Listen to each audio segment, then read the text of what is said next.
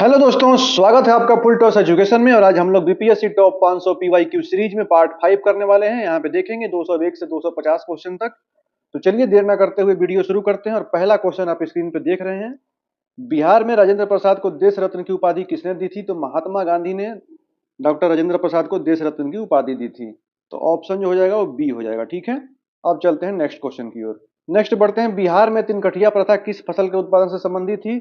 तो बिहार में जो तिनकठिया प्रथा थे वो नील से संबंधित थी। ठीक है, तिनकठिया प्रथा के तहत किसानों को अपनी भूमि का 3/20 भाग पर अनिवार्य रूप से नील की खेती करनी पड़ती थी। इसी के चलते चंपारण आंदोलन हुआ था। ठीक है, अब देख लेते हैं बिहार की प्रथम महिला राज्यपाल कौन थी? तो डी वाई पाटिल प्रथम महिला राज्यपाल थी बिहार की। इसमें ऑप्शन में सरोजिनी नायडू दे दिया है, ये उत्तर प्रदेश की थी, इसको आप ब्लर कर लीजिए। ठीक है, क्वेश्चन नंबर 204। बिहार के किस जिले में पाइराइट का भंडार सर्वाधिक है? तो रोहतास में सबसे अधिक पाइराइट पाया जाता है। रोहतास जिले का आमझोर क्षेत्र जो है गंधक के स्रोत और पाइराइट के उत्पादन में पूरे देश में प्रसिद्ध है। ठीक है, तो इसका जो आंसर हो जाएगा वो सी हो जाएगा। पाइराइट के उत्पादन में रोहतास सबसे अग्रणी है। अब हम लोग बढ़ते हैं नेक्स्ट। बिहार में जगतपुर झील किस जिले में है? तो जगतपुर झील जो है वो भागलपुर जिले में है। इसको आप याद रखेंगे, ऑप्शन नंबर ए हो जाएगा। ठीक है, यह प्रवासी पक्षियों के लिए महत्वपूर्ण स्थल है। अब हम लोग बढ़ते हैं नेक्स्ट क्वेश्चन नंबर 206। बिहार में कोसी परियोजना कब शुरू हुई थी? तो बहुत इंपॉर्टेंट क्वेश्चन है। 1954 ईस्वी में भारत और नेपाल के बीच समझौता हुआ था कोसी पर नियंत्रण और सिंचाई के लिए। तो जो ऑप्शन है वो सी हो जाएगा, 1954 ईस्वी में। अब हम लोग बढ़ते हैं नेक्स्ट क्वेश्चन की ओर। Question number 207। बिहार का कौन सा जिला मधुबनी पेंटिंग के लिए प्रसिद्ध है? तो मधुबनी पेंटिंग के लिए जो प्रसिद्ध है वो मधुबनी जिला ही है। ठीक है, अपनी पारंपरिक मिथिला चित्रकला या मधुबनी पेंटिंग के लिए विश्व स्तर पर प्रसिद्ध है। तो मधुबनी पेंटिंग या फिर यहाँ पे दे देगा मिथिला चित्रकला। आंसर जो हो जाएगा वो मधुबनी हो जाएगा, ऑप्शन बी। हम लोग बढ़ते हैं नेक्स्ट क्वेश्चन की ओर। Question number 208। बिहार राज्य का गठन बंगाल से अलग होकर कब हुआ था? तो दो ध्यान रखेंगे, ऑप्शन जो हो जाएगा वो सी हो जाएगा, 1912 ईस्वी में। 22 मार्च 1912 को बिहार और उड़ीसा को बंगाल प्रेसिडेंसी से अलग करके एक नए प्रांत का गठन किया गया था। ठीक है, तो 1912 ईस्वी 22 मार्च आप ध्यान रखेंगे। Next question number 209। मगध के किस राजा ने अपनी राजधानी वैशाली स्थानांतरित की थी?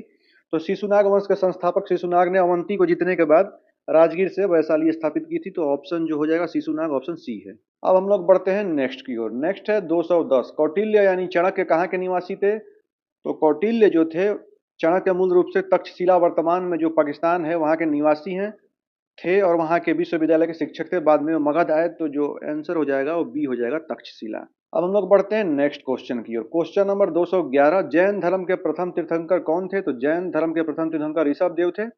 ठीक है, और अंतिम जो कि 24वें तीर्थंकर वो थे महावीर स्वामी जी। तो आंसर जो हो जाएगा वो सी, ऋषभ देव। अब हम लोग बढ़ते हैं नेक्स्ट 212 नंबर क्वेश्चन। अकबर ने बिहार को मुगल साम्राज्य में कब मिलाया था? तो आप ध्यान रखेंगे 1576 ईस्वी में अकबर ने बिहार को मिला लिया था, पटना पर कब्जा किया और 1576 में दाऊद खान कर्रानी को हराकर बिहार में औपचारिक रूप से मुगल साम्राज्य में मिला लिया। तो 1574 में कब्जा किया पटना पर और 76 में साम्राज्य को मुगल साम्राज्य में मिला लिया। ठीक है, अब बढ़ते हैं नेक्स्ट। गुरु गोविंद सिंह का जन्म कहाँ हुआ था? तो गुरु गोविंद सिंह पटना साहिब में हुआ था, पटना में। ठीक है, सिखों के 10वें गुरु थे गुरु गोविंद सिंह। 1666 ईस्वी में पटना साहिब बिहार में इनका जन्म हुआ था। अब बढ़ते हैं नेक्स्ट। गोलघर पटना का निर्माण किस गवर्नर जनरल के समय हुआ? तो 1786 ईस्वी में कैप्टन जॉन गार्स्टीन जो थे अनाज भंडारण के लिए गोलघर का निर्माण लॉर्ड कर्नवालिस के कार्यकाल में पूरा हुआ था। तो ऑप्शन बी आंसर हो जाएगा इसका, लॉर्ड कर्नवालिस। नेक्स्ट हम लोग बढ़ते हैं क्वेश्चन नंबर 215। 1922 में कांग्रेस का गया अधिवेशन किसकी अध्यक्षता में हुआ है? तो 1922 में चित्तरंजन दास की अध्यक्षता में हुआ था। ठीक है, अब बिहार में कांग्रेस का दूसरा अधिवेशन था, पहला बांकीपुर में हुआ था 1922 ईस्वी 1912 ईस्वी में। ठीक है, और अध्यक्षता चित्तरंजन दास ने किया था 1922 के गया अधिवेशन का, ये भी ध्यान रखेंगे। अब हम लोग बढ़ते हैं, अब बढ़ते हैं क्वेश्चन नंबर 216। बिहार में होम रूल लीग के अध्यक्ष कौन थे? तो मजहरुल हक जो थे वो 16 दिसंबर 1916 को पटना में होम रूल लीग की स्थापना किया और वही उनके अध्यक्ष चुने गए। ठीक है, तो आप ध्यान रखेंगे मजहरुल हक, ये ऑप्शन ए हो जाएगा। नेक्स्ट हम लोग देख लेते हैं क्वेश्चन नंबर 217। बिहार में अंतिम हिंदू सम्राट किसे माना जाता है? तो आदित्य सेन को माना जाता है, ऑप्शन सी हो जाएगा। गुप्त वंश के बाद प्रवर्ती गुप्त शासक आदित्य सेन को बिहार का अंतिम हिंदू सम्राट माना जाता है, जिसे अश्वमेध यज्ञ किया था। ठीक है, नेक्स्ट हम लोग बढ़ते हैं। अंग महाजनपद की राजधानी कहाँ थी? तो अंग मतलब चंपा, ये ध्यान रखेंगे। तो अंग महाजनपद जो वर्तमान में भागलपुर और मुंगेर का क्षेत्र है, उसकी राजधानी कहाँ थी? तो चंपा थी, ऑप्शन बी इसका आंसर हो जाएगा। नेक्स्ट हम लोग देखते हैं क्वेश्चन नंबर 219। हर्यक वंश का अंतिम शासक कौन था? तो नाग दशक था हर्यक वंश का अंतिम शासक। ठीक है, जिसे अमात्या शिशुनाग ने हटाकर शिशुनाग वंश की स्थापना की थी। तो इसका जो आंसर हो जाएगा वो डी, नाग दशक। नेक्स्ट हम लोग बढ़ते हैं क्वेश्चन नंबर 220। नालंदा विश्वविद्यालय को किसने नष्ट किया था? तो बख्तियार खिलजी नष्ट किया था। 1193 ईस्वी के आसपास कुतुबुद्दीन ऐबक का सेनापति था और इसी ने नालंदा विश्वविद्यालय को जलाकर नष्ट कर दिया था। तो ये ऑप्शन सी हो जाएगा, हत्यारा बख्तियार खिलजी। नेक्स्ट हम लोग बढ़ते हैं क्वेश्चन नंबर 221। भारत का नेपोलियन किसे कहा जाता है? तो समुद्रगुप्त को कहा जाता है भारत का नेपोलियन। ठीक है, इतिहासकार बीए स्मिथ जो थे समुद्रगुप्त की सैन्य विजयों के कारण इसे भारत का नेपोलियन कहा था, तभी से ये कहा जाने लगा। नेक्स्ट हम लोग बढ़ते हैं क्वेश्चन नंबर 222। सिजदा और पाबोस की प्रथा किसने शुरू की थी? तो ये ध्यान रखेंगे, सिजदा और पाबोस बलबन ने शुरू किया था। गुलाम वंश के साथ साथ गयासुद्दीन बलबन ने सुल्तान की प्रतिष्ठा बढ़ाने के लिए ईरानी परंपरा सिजदा और पाबोस की शुरुआत किया था। ठीक है, अब हम लोग बढ़ते हैं। नेक्स्ट है बाजार नियंत्रण प्रणाली यानी मार्केट कंट्रोल सिस्टम किसने लागू किया था? तो अलाउद्दीन खिलजी ने किया था। अलाउद्दीन खिलजी ने अपनी विशाल सेना के भरण पोषण के लिए वस्तुओं की कीमतें तय करने के लिए उद्देश्य से यह नियंत्रण लागू किया था। तो ऑप्शन बी इसका आंसर हो जाएगा।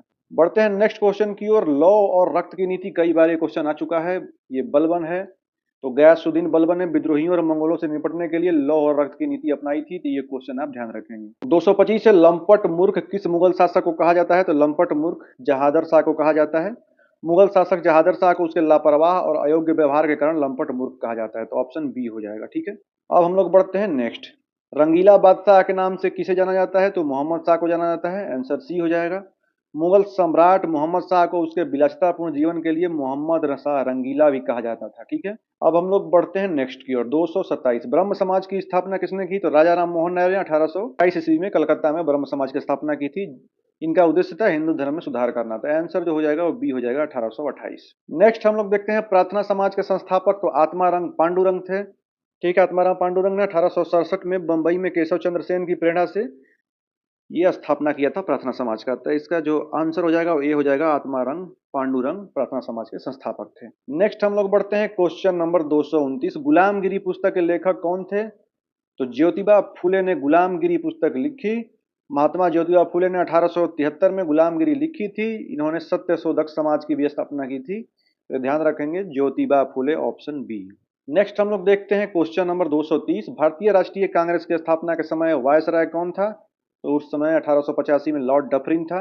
इसी के टाइम पे भारतीय राष्ट्रीय कांग्रेस की स्थापना हुई थी। नेक्स्ट हम लोग देख लेते हैं क्वेश्चन नंबर 231। स्वतंत्र भारत के प्रथम भारतीय गवर्नर जनरल, तो भारतीय अगर पूछे तो सी राजगोपालाचारी, अगर भारतीय ना पूछे तो लॉर्ड माउंटबेटन। ठीक है, अब हम लोग बढ़ते हैं नेक्स्ट क्वेश्चन नंबर 232 है। गांधी जी ने साबरमती आश्रम की स्थापना कब की थी?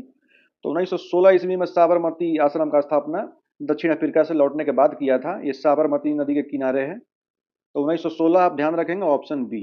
नेक्स्ट है क्वेश्चन नंबर 233। असहयोग आंदोलन को किस घटना के बाद स्थगित कर दिया गया? तो चौरा चौरी कांड 5 फरवरी 1922 को गोरखपुर में जो हुआ था उसकी हिंसक घटना के बाद गांधी जी ने असहयोग आंदोलन वापस ले लिया था। तो ऑप्शन बी हो जाएगा, चौरा चौरी कांड। ठीक है, अब हम लोग बढ़ते हैं 234 नंबर। किस विटामिन की कमी से बेरी बेरी रोग हो जाता है? तो बी1 के कारण हो जाता है। बी1 का रासायनिक नाम थायमिन भी है।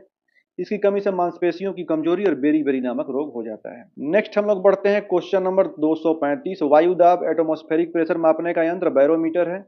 ठीक है, वायुमंडल दाब को बैरोमीटर से मापा जाता है।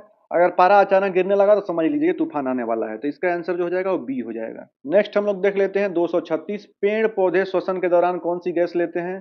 तो ऑक्सीजन लेते हैं। ध्यान देंगे, CO2 पौधे प्रकाश संश्लेषण में CO2 लेते हैं, लेकिन श्वसन के दौरान वे भी मनुष्यों की तरह ऑक्सीजन ही लेने लगते हैं। तो इसमें थोड़ा सा डिफरेंस आप समझ लीजिएगा।